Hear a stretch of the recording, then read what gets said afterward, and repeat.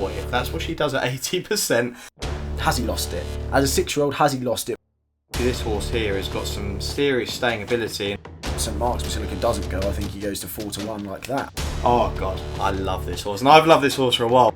It's the best bet of the season so far. Wow.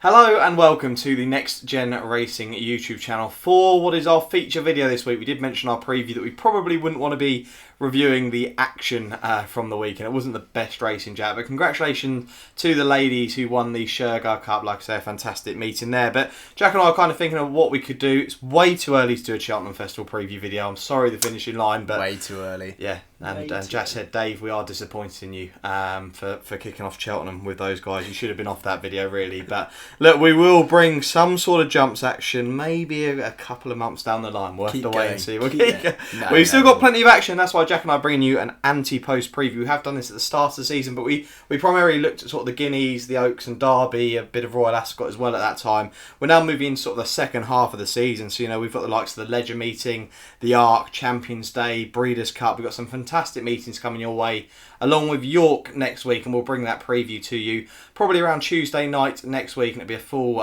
feature video for the week. There won't be a weekend preview, but we'll try and find you plenty of winners at what looks like some cracking action at York. And before we get into the video, I was looking today, 65% of people who watch this video don't even subscribe to the channel. If you don't know what you're doing, pause this video right now. There's a little red button. Click on it now and do subscribe. And it is fantastic looking at today that 40% of our viewers are 34 or younger. Now, we are trying to engage with sort of a massive audience, but to see younger people sort of viewing and tuning into our videos is great. So continue with your support and do like the videos if you are enjoying them. Now, we're going to jump in with a few selections that we've got Antepost and a few interesting horses going towards some of the big races. Jack, I'll kick things off with you. Who's the first horse that you'd like to bring up? So I'm going to start as I mean to go on. Now, I mean, our first Antepost preview didn't exactly go to plan. I mean, looking at it, I tipped Thunder Moon for the Guineas, you tipped Wembley. Yeah. For the 1,000 Guineas, I think you were Shale, I was Isabella Giles, believe that. I convinced myself Isabella Giles. And of course we were all on Indigo Girl for the Oaks. But I am going to hold out because I've got Wonderful Tonight tipped up at 40-1 for the Arc. And she's currently 6-1 in places. Now, I know you're going to go on about your Arc fancy, but I'm going to start as I mean to go on. And actually, it's quite nice because usually Antepost you're looking in months in advance, but we're actually looking at this weekend for my first one. And it's the Hungerford Stakes. Now, it's going to be Space Blues, and he's currently 4-1. Now, he's only 4-1 because he's got 2 entries at the moment. He's got the Hungerford Stakes and also the City of York Stakes. But considering Charlie Appleby won this a couple of years ago with Glorious Journey, I'm hoping he chooses to come here. Now, for me, I think that the biggest question mark for Space Blues heading into Goodwood was, has he lost it? As a 6-year-old, has he lost it? But I think he squashed all of those thoughts that he doesn't. He clearly retains the ability he did of last year. Yeah. I mean, he was half a length in 4th. He recorded the fastest 3 furlongs, finished at 112% finishing speed. Yeah. There's clearly that turn of foot under the bonnet, but the ground was just awful. It was soft, heavy in places on the first day. Kinross has since finished 5th in the Maurice de Guise, which isn't a bad bit of form. And I do think he's going to take all the beating. I mean, 6 of the last 23 winners of this came from the Lennox, and I think he may make it 7. I mean, as I say, he clearly retains all of that ability. If he does go here, I think we've got good ground forecast. We've got good ground at the moment. Only a shower or 2 in between. Fingers crossed anyway. And to be honest, if I'm being deadly honest, I think at 4-1 it's the best bet of the season so far. Wow. Okay, that is a huge statement that from you. 4-1, the best bet of the season so far. Okay, well, I'm going to go to the St Ledger and a horse that I was quite fond of after the race at Goodwood. I'll get onto his Goodwood run in a minute, and that's Sir Lucan for the St Ledger. He's 10-1 currently. He might be bigger in other areas, but he's a very interesting horse. Now, he's out of Australia, and Australia obviously was second in a Ledger back in 2014, I think it was. So he does have the genes to go on and win a Ledger. The thing that I found fascinating with this horse is that Aidan O'Brien knows this horse is going to stay, because he's actually entered the horse also in the Long Distance Cup on Champions Day, which he has done with a few 3-year-olds in the past, the likes of Sir Eric, who sadly passed away. But Sir Eric did run in the Long Distance Cup, and I think it's fascinating that horse is in there and may have a chance, actually shorter for the Long Distance Cup than the Ledger currently. So that's very interesting. And Hurricane Lane, don't get me wrong, he's going to be very difficult to beat. We all know at the top of the market, Charlie Appleby's got Hurricane Lane and Adair. I don't think Adair is going to go there. Hurricane Lane's probably the more likely of the two to end up there. But This horse beat Wordsworth last time over 1.5 miles at Navan, right? Wordsworth, you've got to remember, was probably one of the unlucky runners at Royal Ascot. A lot of people slating Ryan Moore. I can't do with them because Ryan Moore is a top jockey. But Ryan Moore did have, for some people, some questionable rides, and this was one that got brought up a lot. And Wordsworth finished second in a Group 2, the Queen's Vase. And you've got to think that potentially this horse here has got some serious staying ability. And we go on to his Goodwood run behind Ottoman Emperor. Ottoman Emperor that day for Johnny Murtagh, God, he just battled and grinded it out in front. But Sir Lucan, he ran the quickest 3 furlongs with an absolute, I think with a furlong to go, he must have been out 4 lengths off the leader and ended up, sort of half a length off him or a neck off him at the end. He was really, really flying home, and I thought that he could potentially be very, very good, stepping up mile 6, or even up to the 2 mile. I think he's going to be a real star stayer, and hopefully Aidan O'Brien goes that route with him. You probably end up seeing something like a Goodwood Cup next season over 2 miles. They might campaign him unless they decide to go down a hurdling route like Champagne PF, but you won't be beating him in a Triumph hurdle. But he looks a cracking each way bet. He seems very ground versatile. He's won on good and soft ground, so he seems very ground versatile. And I think a ledger could potentially be set up for him. So Lucan, potentially a good each way angle against a lot of people's fancies Hurricane Lane in the ledger. Jack, we'll go back to you. What have you got for us next? So you've got a nice little double figure fancy. I'm going to join you with rare a double for me. Yeah, I know it is. Isn't it is. I'm going to join you with a double figure fancy in it. We're gonna head over to Delmar for the Breeders' Cup. It's in the Breeders' Cup turf, and it's Lord North at 12-1. Now, I think he's kind of become a bit of a forgotten horse these days. Yeah. I mean, of course, he missed the Eclipse because he had a bit of a throat infection. Then missed the Prince of Wales due to the ground. But I mean, let's not forget his last performance was probably his career best, if not after his Prince of Wales success. Yeah. I mean, don't get me wrong, the form of it isn't exactly amazing, but I mean, he did it in some style, didn't he? Considering he burst a blood vessel as well that day. I mean, we've seen that he can run fresh. That was after a break. This will be after a break. And if you look at the market at the moment, you've got Tarnawa, you've got Adayar, you've got Love. Now, most of theirs, if not all of their they're all being targeted towards the Arc. And I think John Gosden may be able to get Lord North primed for this. Yeah. And if he does, I think 12-1's too big a price. Of course, he finished 4th in it last year.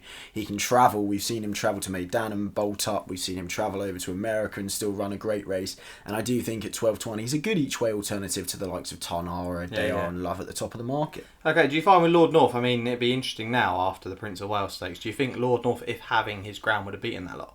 Yeah, I actually think. Because Love wasn't fully fit. Like, we didn't see probably the best from Love, and obviously the form has been questioned with regards to that. But Love didn't look fully fit and did just battle out in the end. And a lot of people said she come on for that run. But I think Lord North potentially with the run at Maida, I know it's still a little bit way off Ascot, but with that run potentially could have beaten her. It's hard to say, but I mean, if you look at his Prince of Wales run last year, you look at his last run at Maidan, I think you'd be, especially seeing as how the forms worked out, I think you'd be struggling to say otherwise. Okay, yeah, nice Breeders' Cup tip for Jack, and we're going to have something very special for you guys for Breeders' Cup weekend, something very different, and we will tell you more about that later down the line. Now, Jack mentioned a horse there, and a horse that a lot of people are very, very interested in. It's for the Arc, and this is Tarnawa.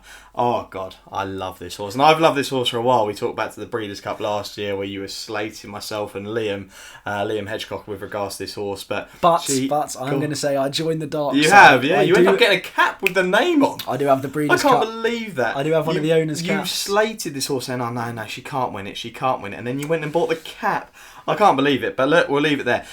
We go back to the Ballyroan Stakes last week. We all saw that performance, an 80% fit horse, and boy, if that's what she does at 80%, God knows what she could do at 100%. It was one of those sort of enable won the Eclipse, and Gosden said 80% and came on massively. That's a brave comparison. It is, yeah. No, I wouldn't. Look, I'm not saying she's as good as Enable, but I think she is very, very talented. And she's right up the top of one of Dermot Well's best horses, in my opinion. But she is very ground versatile, and people question what horses beat in races. Horses do stuff easily. We could even go back to jump season, Monkfish. People questioning what he beat, but all you can do is beat what's in front of you at the end of the day. Things are going to come, different horses are going to come and take you on. If you can beat them, then you're doing what you need to do at the end of the day. And, Tarnawa, she was just she wasn't hard at work. She got a little sort of tap down, like a little nudge to go past the leader, and then just boom, gone. It's actually a real shame, actually. Pat Smullen, it's a shame to his past because he would have been riding this horse, and I think it would have been really fantastic to see someone like Smullen on this horse. But, Colin King's a cracking jockey anyway. I'd say he's one of the world's best, honestly. Okay. I Yeah, think he's I'm up there. keen on No, his he day. definitely is up there. 100%, and probably the next in line for the Ballydoyle job, in my opinion. But when? It is do a we matter think of this is when. gonna Yeah, happen? Ryan. I don't know how Ryan is at the moment, but it'd be interesting to see, how far down the line when they go. Do you know what, Ryan? We're going to switch you out, and we're going to have Colin Keane in place. But it'd be interesting to see. I mean, a lot of people wanting O'Sheen to take that job as well. So it'd be, yeah. I don't think that will happen. No, I don't think it'll happen. But a lot of people are saying they want it. Tarnow, she's won the £2.25 million worth of prize money, and going for a big race like this, she could end up at, by the end of her career, £4 million plus. But yeah, very, very ground versatile. This horse, heavy. So firm ground, firm in America, heavy in France last season, winning the Opera. What I just think with this horse is 8-1 for a horse who you know is going to be there. If fit, no matter what the ground, the horse is going to be there. I think 8-1 is massive. If I was a bookmaker, I wouldn't go any bigger than 9-2. That's the price I'd probably. 9-2. Yeah. After that run, she's won out in France last year in the Opera on heavy ground. Right, like I say, we don't care about the ground. She can do it either way. And she's got form in the book, electric form. The Group 1 horse beating horses, like some magical Alpine Star, who was But the only thing for me is there's so much weight having to be given to the 3-year-old fillies. But she gets the 3-year-old. She gets the fillies allowance. She doesn't get the 3-year-old allowance, but she's going to get the fillies allowance, which I think is a gift in itself for her. But it's going to be fascinating. Snowfall, obviously, a lot of people are going to fancy this. Every year, you get the Oaks winner and everyone says immediately the horse will go favourite for the Arc. A day as well. A day is fascinating as well. Yeah, it's going to be a really cracking Arc, I feel, and a lot of people trying to get tickets. There's no guarantee that I'm going to be out there because I've got a busy month during October. We'll see what Jack does. He might do a spontaneous weekend away, but we'll have to see. But France will definitely be happening, I'm sure, next season. Jack and I'll do something out in France. It'd be great to get out there and do a jockey club or a Diane or something like that. We'll try and do something like that because it'd be great to film that and a vlog out there. That's me done talking about Tarnawa. I know a lot of people will probably love to see Tarnawa go and win this, and 8-1 I still think it's a cracking price. Where are you going to go next? I'm going to the Champions Stakes now, going to the end of the season. We're going to be there, buzzing for that. We are, we're looking towards the back end. It's an absolute winning machine. Scaletti has won 16 from 21 races. Now, he's 9-1 for this currently, and of course he was second in it last year to Adabe, but their form's just gone the completely different way. I mean, Adabe's regressed to an extent, whereas Scaletti's 4 out of 4 this season. I mean, of course, beat Tilsit in the disband. Tilsit then went to win the Summer Mile after that, and I mean, we'll most likely get testing conditions. I think it would be a brave punter to suggest otherwise on Champions Day. We see it. It's good to soft at best. Good to soft is probably if he has a good day at exactly. And I know this is the main thing is this is definitely the plan. I mean, Jerome Rainier. I mean, he had a great winner with Mariana Foot in the Maurice de Geest. I mean, mad price for a horse that's unbeaten. It doesn't matter what kind of grade they're in and what they're running. I think that was a double figure price for a horse that was unbeaten going. So that was ridiculous. 2-1 on the PMU. Yeah, as well. it's so strange, and the PMU is fascinating with sort of English and French horses and how they compare market-wise. But I'm sure we can look into that as well when we go out there. Yeah, I mean, of course, if St Mark's Basilica goes, you're probably vying for second place here. But hopefully he won't. I mean, I couldn't tell you where any of the Ballydoyle lot are going towards the end of the year. You've got Love, who I still don't think will make the Arc. You've got St Mark's Basilica, who obviously doesn't go anywhere near the Arc, will stay at a mile 2. You've got Snowfall, who I think will be the Arc. I mean, will Love go to the Fillies and Mares on Champions Day? Who knows? Who knows? I mean, the Irish Champion Stakes has got to be in line. Obviously, the judgment next week for St Mark's. Irish Champion Stakes will be 10 furlongs. I don't know whether he could turn up here. It might be the plan. It could be. I mean, the prize money's been upped as well, which could encourage the owners to go for it. Exactly. So who knows? But nonetheless, I think Scaletti's got a bang-on chance of being second place here if St Mark's Basilica does go, and if not, I think he could perhaps win at 9-1. I mean, if St Mark's Basilica doesn't go, I think he goes to 4-1 like that. I mean, as soon as he gets confirmed that he's not going, but I mean, he's unbeaten this year, and I think he'll be brave to take on Jerome Rainier this year. There we go. Yeah, nice little French selection for Jack on Champions Day. Sorry.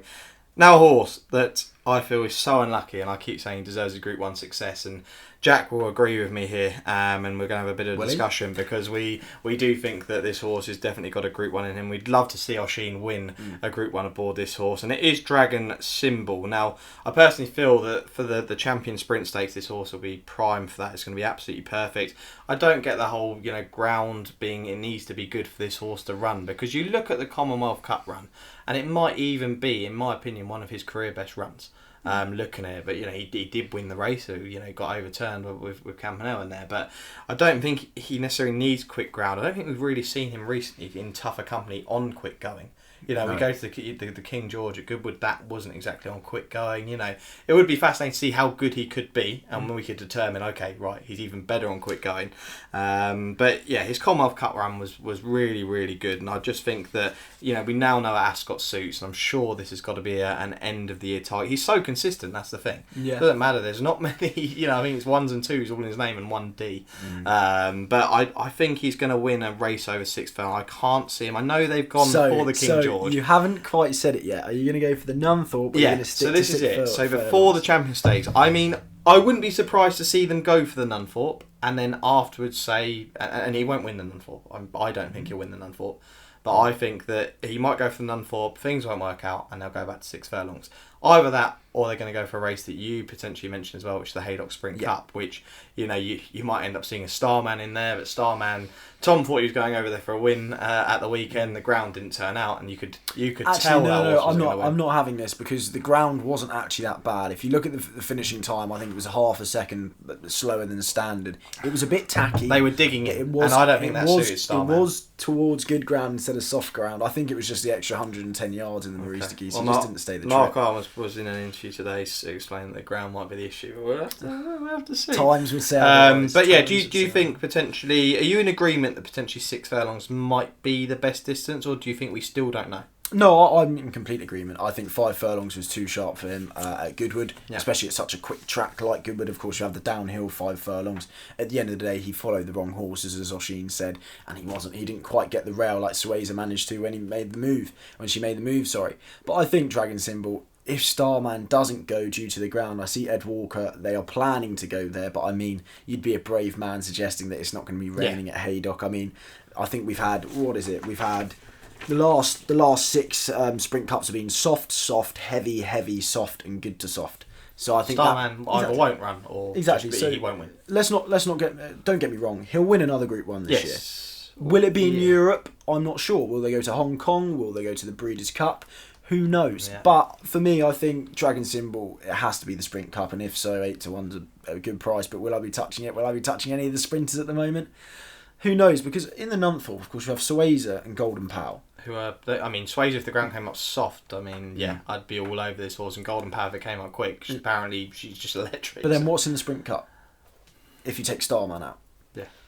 It's a fascinating one. It is. I can tell you now that no matter what the ground is, if Dragon Symbol turns up on Champions Weekend, I've had a couple of beers. I definitely have a bet on this horse. How many more have you got left for us, Jack? Because that's the end of my 3. Or I'm all done there. I mean, I was tempted to go for one of the sprinters we spoke about, but I think I'll save that until we see some declarations or some ground or some weather forecast nearer the time. Yeah, there we go. Well, let us know down in the comments any long-term selections you've got for any races coming up over the next few months. But not Cheltenham. Nothing Cheltenham. Unless you want to put in the comments that Champagne PF's going to win the Triumph Hurdle, we can accept that, but that's about it.